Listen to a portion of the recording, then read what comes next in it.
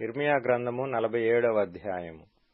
ఫరో గాజాను కొట్టక మునుపు ఫిలిష్తీయులను గూర్చి ప్రవక్తయైన ఇర్మియాకు ప్రత్యక్షమైన యెహోవా వాక్కు. యెహోవా ఇలాగు సెలవిచ్చుచున్నాడు.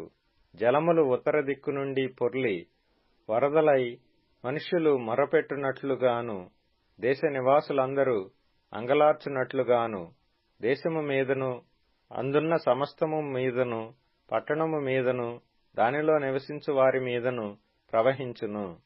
వారి బలమైన గుర్రముల డెక్కలు నేలతన్ను శబ్దమునకును, అతని రథముల వేగమునకును, అతని చక్రముల ఉరుముల వంటి ధ్వనికిని తండ్రులు భయపడి బలహీనులై తమ పిల్లల తట్టు తిరిగి చూడరు. ఫిలిష్తీయులనందరినీ లయపరచుటకును, తూరు సీదోనులకు సహాయకుడొకడైనను నిలువకుండా అందరినీ నిర్మూలము చేయుటకును దినము వచ్చుచున్నది. యెహోవా కఫ్తోరు ద్వీపశేషులైన ఫిలిష్తీయులను నాశనము చేయును. గాజా బోడియాయెను. మైదానములో శేషించిన అష్కెలోను నాశనమాయెను. ఎన్నాళ్ల వరకు నిన్ను నీవే గాయపరచుకొందువు?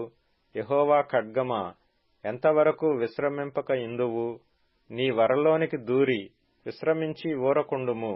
అష్కెలోను మీదికిని సముద్ర తీరము మీదికిని పొమ్మని యెహోవా నీకు ఆజ్ఞ ఇచ్చియున్నాడు గదా. నీవేలాగు విశ్రమించుదువు? అచ్చటికే పొమ్మని ఆయన ఖడ్గమునకు ఆజ్ఞ ఇచ్చియున్నాడు.